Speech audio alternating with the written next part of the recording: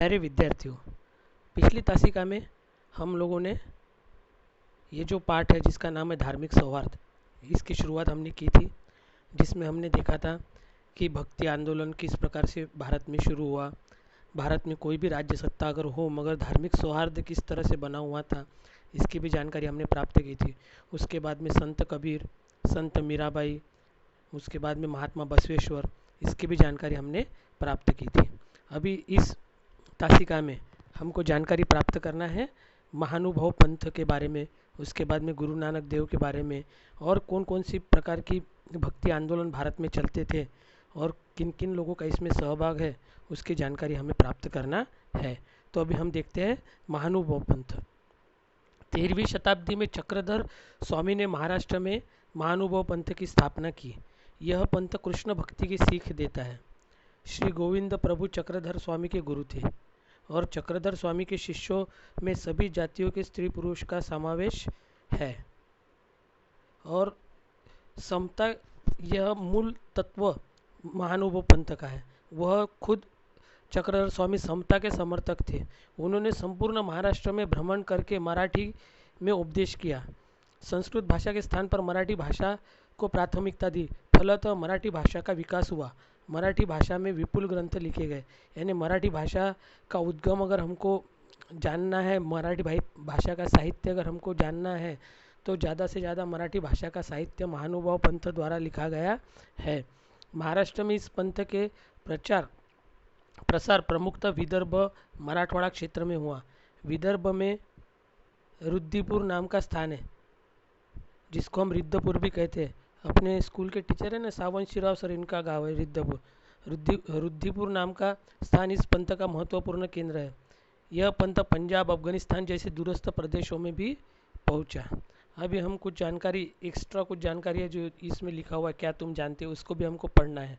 महानुभाव पंथ के अनुयायियों द्वारा रचित कुछ रचनाएं इस प्रकार है।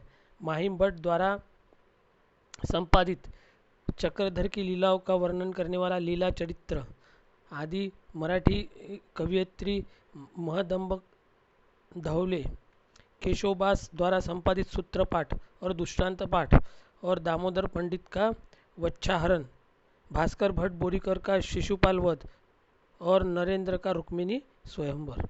क्या तुम जानते हो, महाराष्ट्र में संत एकनाथ द्वारा हिंदू मुसलमान के बीच लिखा संवाद है। यह संवाद धार्मिक सौहार्द की दृष्टि से बहुत महत्वपूर्ण है।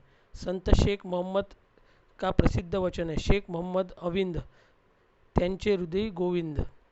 यानी शेख मोहम्मद जो थे मुस्लिम समाज के थे, मगर वो भी एक संत परंपरा के महान संत हुए। उनके बारे में लिखा गया शेख मोहम्मद अविन ज्यांचे हृदय गोविंद। यह वचन धार्मिक समन्वय का एक उत्तम उदाहरण है। और गुरु नानक के बारे में अब हमको जानकारी प्राप्त करना है। गुरु नानक सिख धर्म के प्रवर्तक और प्रथम गुरु थे। उनके कार्यों का उल्लेख धार्मिक धर्म ग्रंथ गुरु ग्रंथ साहिब को गुरु मानने लगे। यानी उनके धार्मिक कार्य का जो है, उनका धर्म ग्रंथ कौन सा है, सिखों का गुरु ग्रंथ साहिब। और गुरु नानक के बारे में अगर आपको और जानकारी प्राप्त करनी है गुरु नानक देव के बारे में, तो मैं आपको बताना चाहता हूँ कि उनके कार्यों का उल्लेख धार्मिक समन्वय में बहुत बड़े प्रयास के रूप में करना चाहिए। वे हिंदू और मुस्लिम धर्मों के तीर्थ स्थानों पर गए। वे मक्का भी गए। मक्का कहाँ है, सऊदी अरब में, जो कि मुस्लिम धर्मियों का बहुत बड़ा तीर्थ स्थान है, वहाँ पर भी गए थे। भक्ति भाव सभी और एक जैसा है, यह बात उनके ध्यान में आई। उन्होंने सीख दी कि सबके साथ एक जैसा आचरण करो। हिंदू और मुस्लिमों के बीच एकता स्थापित करने हेतु उन्होंने उपदेश किए। वे शुद्ध आचरण पर बल देते थे। गुरु नानक के उपदेशों से लोग प्रभावित हो गए।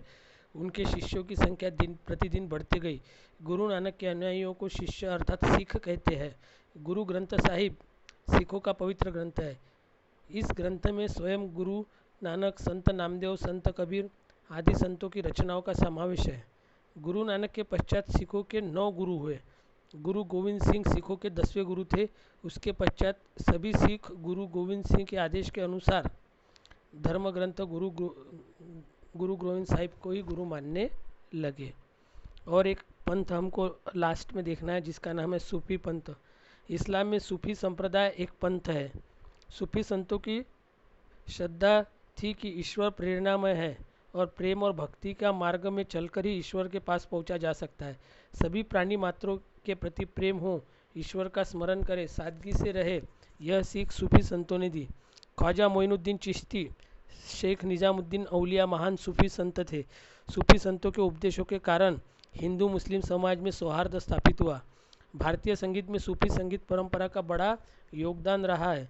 संतों के बताए हुए मार्ग पर चलते हुए आचरण करना सामान्य लोगों के लिए आसान था।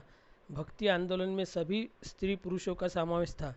संतों ने अपने विचार लोक भाषा में बताए। ये विचार सामान्य लोगों को अपने लगे और भारतीय संस्कृति के निर्माण और संरचना की प्रक्रिया में भक्ति मार्ग का बहुत बड़ा योगदान है। कहने का मतलब है कि सभी संतों ने भारत के विकास में उनका बहुत बड़ा योगदान रहा है, क्योंकि उन्होंने अपने जो विचार है वो सामान्य लोगों की भाषा में व्यक्त किए, जो लोगों को समझ में आए और लोगों ने अपनाए।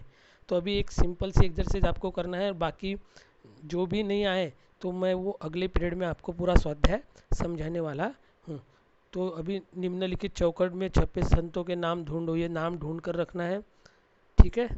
और बाकी भी जो भी आते हैं उत्तर उसको यहाँ पर चर्चा करना है, नहीं तो फिर अपनी जो गूगल मीट होगी उसमें मैं आपको स्वाध्याय समझाऊंगा। धन्यवाद।